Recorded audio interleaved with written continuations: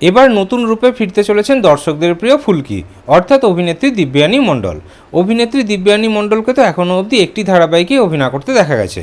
তার প্রথম ধারাবাহিক হলো ফুলকি। ওই ধারাবাহিকটি শেষ হয়ে যাওয়ার পর থেকে অভিনেত্রীকে কিন্তু বাংলা ধারাবাহিকে আর অভিনয় করতে দেখা যায়নি। কেন অভিনেত্রীকে এখন বাংলা ধারাবাহিকে অভিনয় করতে দেখা যাচ্ছে না সেটাও কিন্তু অনেকে খুব ভালোভাবেই জানেন। কারণ এখন বড় পর্দার কাজ নিয়ে অভিনেত্রী খুবই ব্যস্ত। মহুয়া রায়চৌধুরী বায়োপিক গুনগুন করে মহুয়াতে প্রধান ভূমিকাতে অভিনয় করতে দেখা যাবে তাকে। এছাড়াও আরও কিছু কাজ নিয়ে ব্যস্ত অভিনেত্রী। এবার খবর পাওয়া যাচ্ছে যে একটি তেলেগু সিনেমাতে প্রধান নায়িকার ভূমিকাতে অভিনয় করবেন তিনি। এই তেলেগু সিনেমার শুটিং শুরু হবে 20 জুলাই থেকে। সেই কারণেই তেলেগু ভাষা শিখতে হচ্ছে অভিনেত্রীকে। এছাড়া এবারের মহালয়াতেও দেবী দুর্গা রূপে দেখা যাবে অভিনেত্রীকে। টেলি দুর্গা প্রোডাকশনের মহালয়াতে দেবী দুর্গা রূপে দেখা যাবে অভিনেত্রী দিব্যানী মণ্ডলকে। এই সব কাজের জন্য এখনই হয়তো বাংলা ধারাবাহিকে তিনি ফিরতে পারবেন না। তাহলে এবারে মহালয়াতে দেবী দুর্গারূপে অভিনেত্রী দিব্যানী মণ্ডলকে দেখার জন্য আপনারা কতটা এক্সাইটেড কমেন্টে অবশ্যই জানাবেন।